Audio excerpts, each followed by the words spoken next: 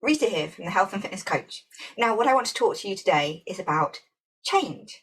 Change is a conscious choice, meaning making conscious choices will change your life. Life is about a lot of things, but it breaks down to choices at its most basic level. My Change 6-step system that I'll be talking you through today is a fundamental tool to change any habit or behavior in your life that is limiting you or holding you back in your efforts. So the first two things that I want you to do is, first of all, pick a goal. Any goal, whether it's in your health, whether it's in your relationships, your business, whatever it might be, pick a goal that you're working towards. Secondly, I want you to think of a habit, probably something that's not really helping you, a habit that you'd like to change, a habit that's getting in the way of you reaching that goal. Okay, cool. Have you got them? The goal that you're working towards and the habit that's maybe limiting you within reaching that goal that you might want to change. You got them? Awesome. So, first step in the process is C. C stands for conscious choice. Each day we are faced with choices. Let's say you set the goal to lose weight. Every day you will be faced with choices that will either keep you on track with that choice or lead you away from that choice. Will you choose to exercise or to skip it? One choice at a time, they create our story, and our story creates who we are today and who we will be in the future. This is why at the end we can say, essentially, we are our choices. Your consciousness and decision making are what will define if you create an intentional life or not. An intentional life that will affect your focus. Your choices and their consequences on your goals and your whole life in general. Well, conscious choice means making conscious choices. It means being aware that we actually make thousands of decisions every day, right? Each of these decisions will change slightly or greatly the direction of your life. When you realize that we take most of these decisions automatically as a reactionary habit, we also understand that we give up most of our personal power. Making conscious choices is about taking back your power and starting to create your life. It's about choosing who you are and who you want to be. Conscious choice requires really three things. One, be aware of the decisions that you're making every day. You'll find that part of your choices are coming from your long-standing habits. So I want you to do one thing for me. Take 10 minutes and focus on what you did in the last hour, okay? Anything that you might have done in the last hour. Then I want you to focus on the actions that you took in the last hour that came from your habits. Habits that you just do automatically, reactionary, not consciously, but on autopilot. Then, once you've done that, I want you to try to focus on how you formed those habits and the decisions that led you there. Becoming able to make conscious choices requires you to become also aware of the role of your long-standing habits in your current daily life. Habits can be difficult to break, but in the end, it's up to you to decide what you are doing and what you are not. And once you understand the power of your habits in your life, you can choose to change them and to remake them in a way that will be supportive of your goals. So another part of the conscious choice is also understanding the effect of your choices on your goals and your roadmap to them. That's number two. Making conscious choices will lead you closer to your goals and will greatly improve your ability to learn what will work and what won't in your effort to achieve them.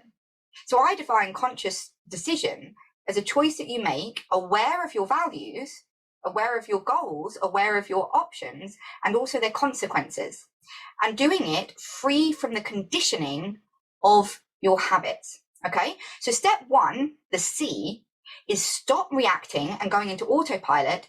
Consciously choose to stop when you're about to perform the habit. So let's take, for an example, and we'll use this example all the way through, going to the biscuit cupboard. What a lot of my clients call the naughty cupboard.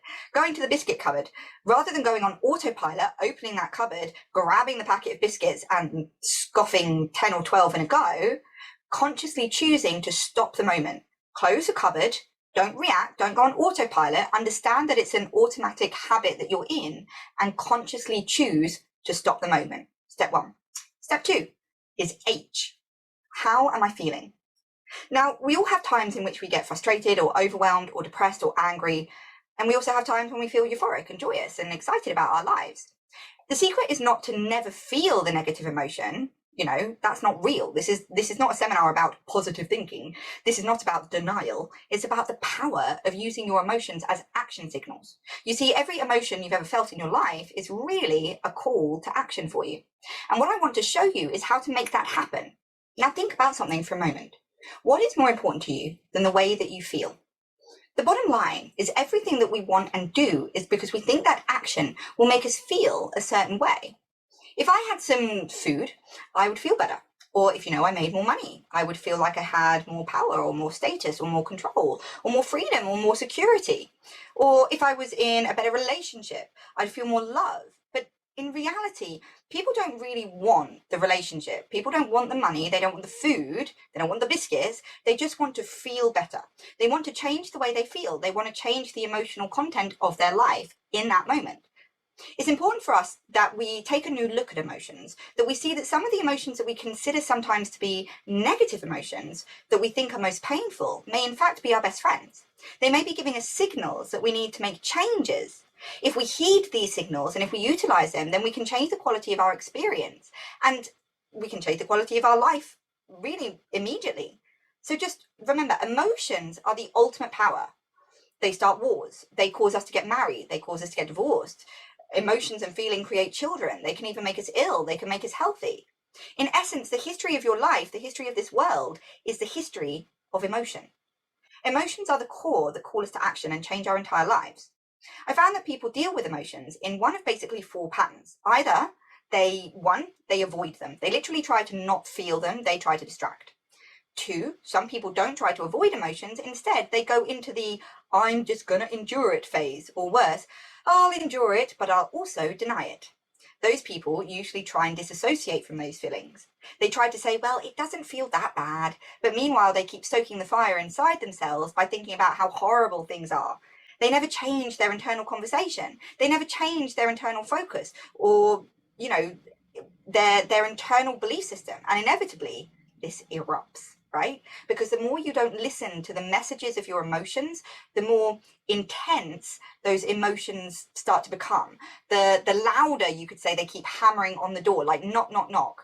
They're trying to get through to you, right? And all of a sudden you feel worse and worse and worse. Third way, the third pattern that people deal with emotion that I see people doing is they use it for competition, right? Like, you got it bad? Let me tell you how bad I feel, right? This is really going to make your life better.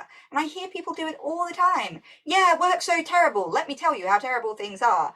And then somebody else goes, oh, you think that's bad? I'll show you what terrible work looks like. And sure enough, people get in a match to see how bad they can make each other feel about their own lives. Hopefully you go with the fourth way of dealing with emotions, and that is to learn from them and to utilize them. Now, where do emotions come from? Do they just attack us like a virus where all of a sudden we feel something? Or, as we probably all know, they come from external sources or other people, right? For example, if you feel loving, it's because of what somebody else did. They came over, they told you they loved you, they hugged you, they touched you in a certain way, they kissed you, and that's something that made you feel loved. When somebody touches you and you feel loved, the reality is you feel loved because you choose at that moment to create those feelings within yourself. You allow yourself to have those sensations. You have essentially some rules, some criteria that say when X, Y, or Z happens, then I get to feel loved. And then at that moment, when all of those criteria are met, somebody hugs you, kisses you, says they love you, you then in your own body create these sensations that you call love. You release those sensations. You put yourself in that physiology at that moment. Conversely, if you feel bad, if you feel angry, if you feel overwhelmed, depressed, frustrated, lonely, all of these emotions are also created by only one person, you, by what you choose to focus on, or to be even more specific, by the meaning that you attach to any experience in life. Okay, so let's just really think about that. Remember, how you feel at any moment of time is really the result of the meaning that you've given to your experience. See, what we feel is not based on our experience, but again, on our interpretation of our experience. And we must be very careful of the meanings that we attach to things, because those meanings basically determine the quality of how we feel in our lives. We must make sure that the emotions we feel are appropriate, that in essence, they empower us instead of disempowering us. There are no negative emotions. There are no bad emotions. Every emotion serves us as long as we interpret it in a way that adds a powerful meaning to our life, something that moves us forward instead of backwards. So why do we have emotions in the first place, right? What's their purpose? Especially, why do we have painful emotions? Negative emotions are a signal that a change is needed. The way to make them serve you, I think, is to realize that every emotion has a message for you. And what you want to do is not make it wrong, not avoid it, not freak out about it, not make yourself feel wrong or bad for feeling it, but to do 6 things. Number 1, we want to identify what the emotion is. 2, we want to acknowledge and appreciate the message that it's offering you. 3, get really curious about what it's offering you. In other words, how could you use this to make your life better? Is this really what you want? And do you need to change the way you're looking at the world? Do you need to change the way you're acting in the world? Do you need to change the way you're communicating? 4 is we need to get ourselves to feel reassured by seeing that, like, hey, I've worked this out in the past. I've made it through this feeling, this emotion before. 5, get yourself certain that you can handle anything like this in the future by rehearsing using this emotion as a tool of empowerment. And 6, take action and change your whole life. Those 6 tools that I just went through really fast, right? And I do go into more depth when I work with people on a one-to-one basis, but you get the idea, right?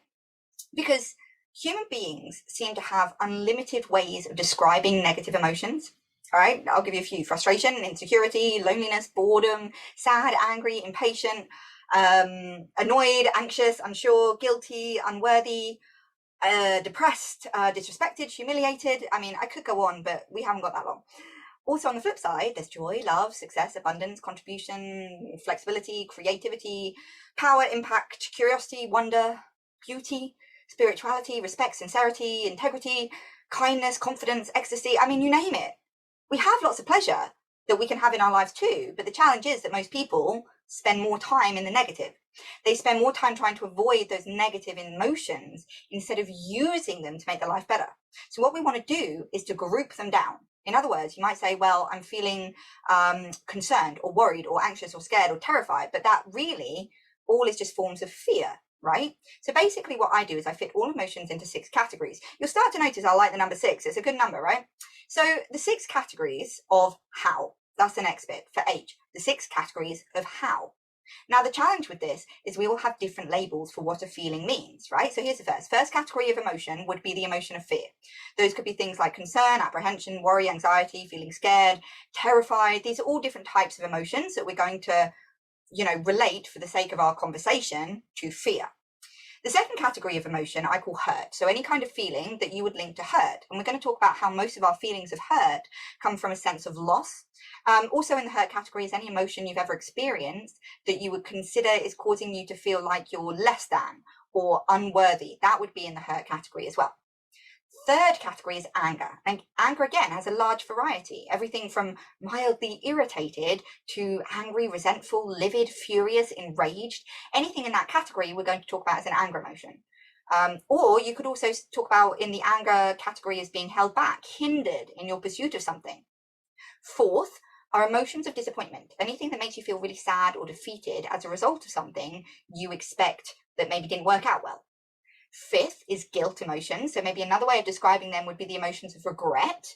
And number 6, the 6th emotion, the 6th category is feelings of being overloaded, right? And now again, overloaded, I'm using kind of to make it feel a bit soft, but most emotions should probably link in here would be feelings of being overwhelmed, even hopeless or depressed, anything that makes you feel like there's more than you can possibly deal with.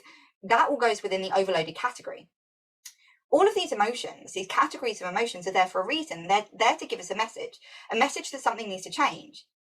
If you're having a feeling, which one of the categories does it go into? Because these categories are then signals for you to take action, to either reevaluate your belief or a behavior.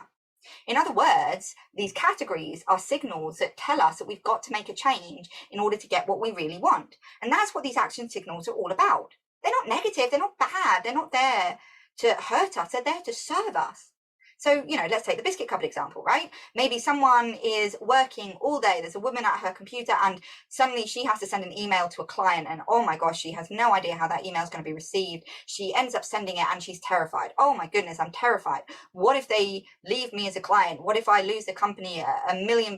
What if? What is she feeling in that moment? Anxiety? Probably. And where does anxiety fit into a category? It fits into the fear category. When we know that we have something in the fear category, the signal that's trying to tell us is to change our belief. Fear is all based on beliefs. It's not true. Fear comes from stories and beliefs that haven't happened.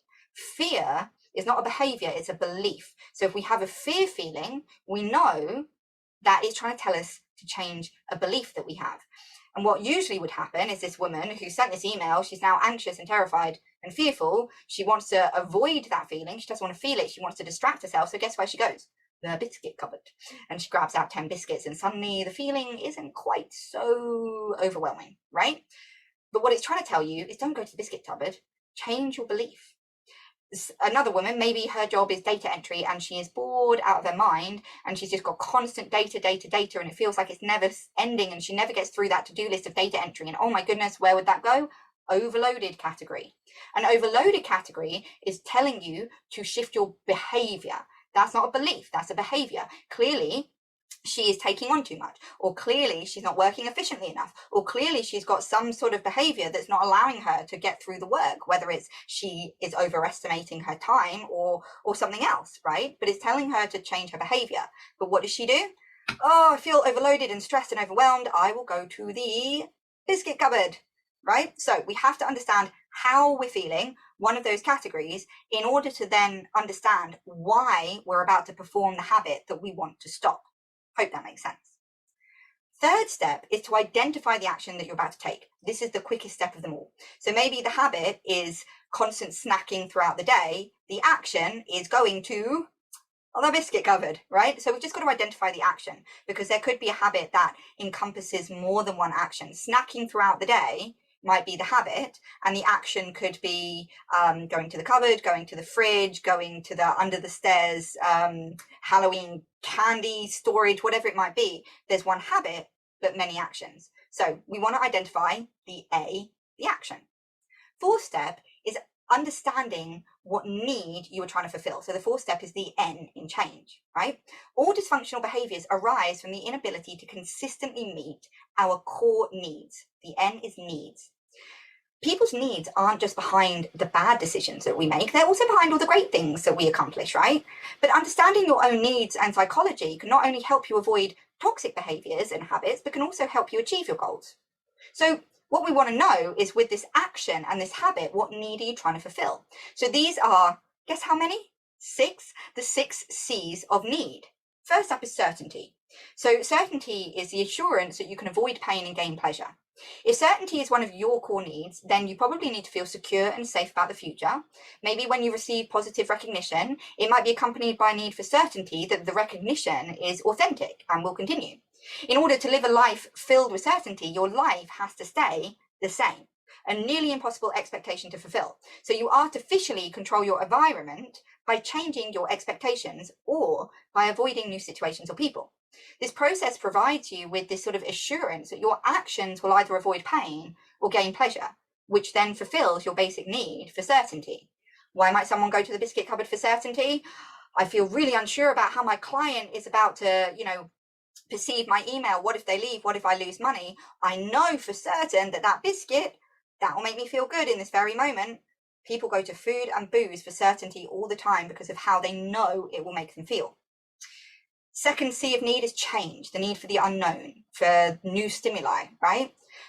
It's important to understand the beauty of change and creativity. Those who experience this as one of their top basic needs, they can take it to extremes. That's the problem. Maybe they engage in frequent job or relationship changes just for the sake of variety, or they take unnecessary risks to achieve sort of adrenaline rush. If this is one of your top needs, then you're probably unafraid of taking risks, and you don't avoid new situations or people. Why might someone go to the biscuit cupboard for change?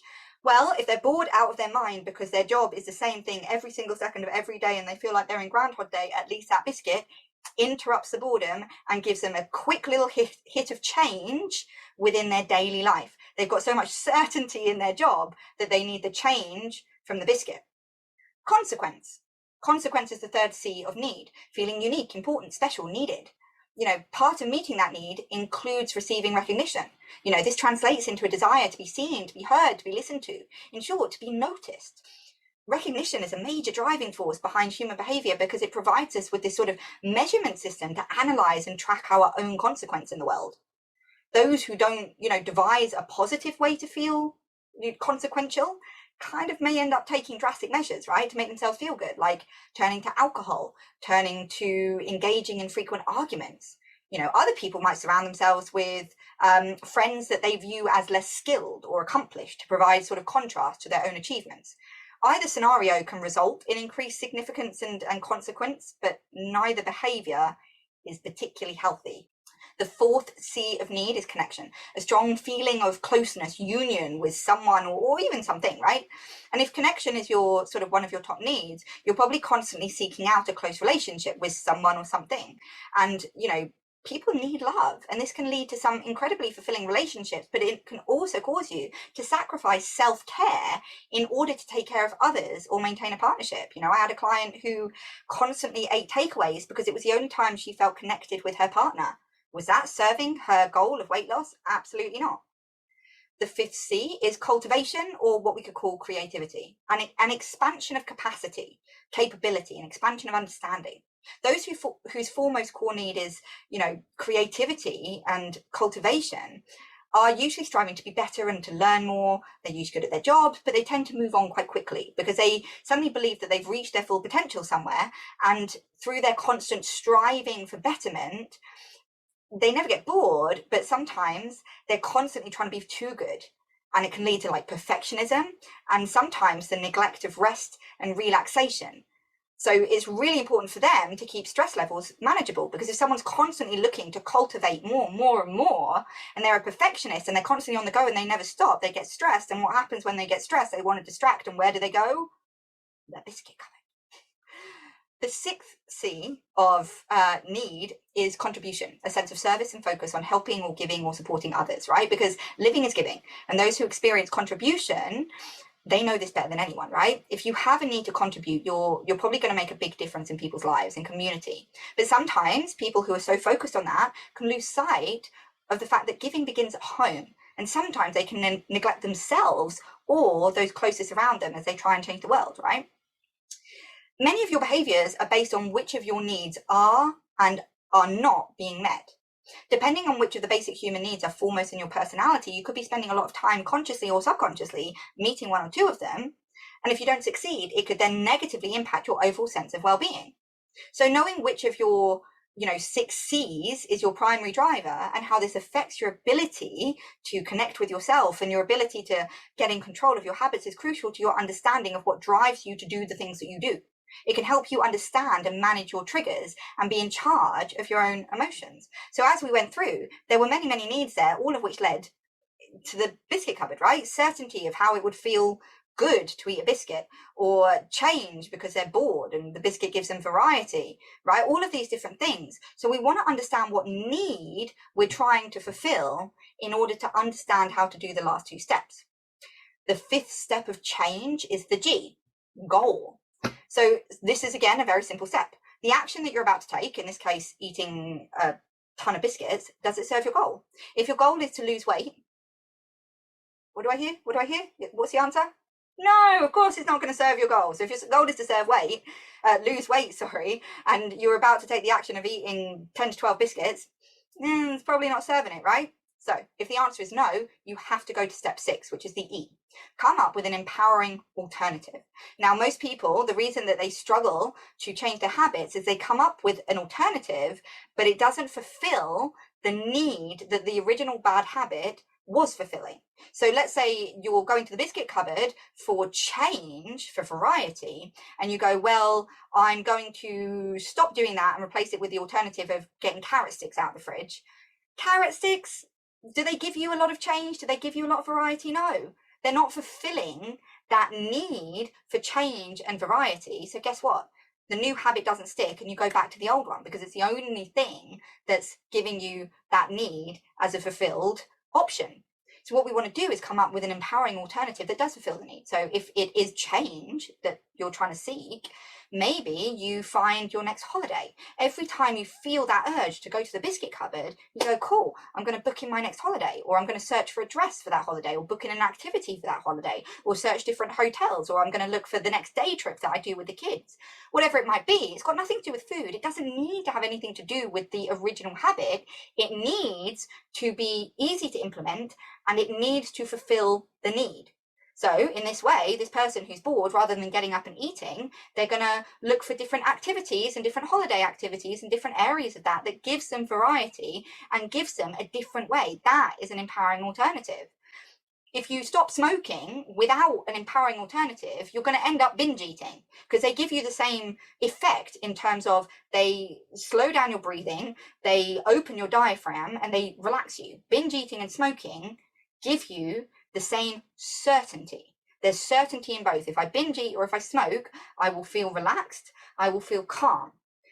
It's not an empowering alternative though, is it? It's just an alternative. So we have to come up with an empowering alternative that meets the need and will fit in at the same time that you're performing the bad habit. So the 6 steps of the change system by the health and fitness coach. 1, conscious choice. You have to consciously choose. You can't be reactionary anymore. H, how am I feeling? Which of the 6 C's of how am I feeling? And what is that trying to tell me? A, what action am I about to take?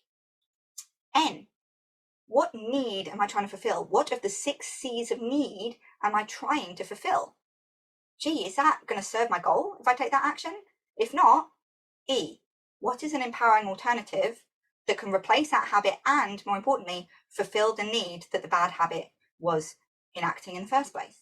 So look, I hope this has helped. I hope you've learned a lot. If you need anything, you're going to be able to get my contact details, but please just let me know. I hope it's been an enjoyable one. I hope it's given you some clues, and I would love to hear through the conference what actions you're going to take. What habits did you focus on, and how are you going to change them? So look, this has been Rita Trotter from the Health and Fitness Coach. Thank you for listening, and have an amazing day.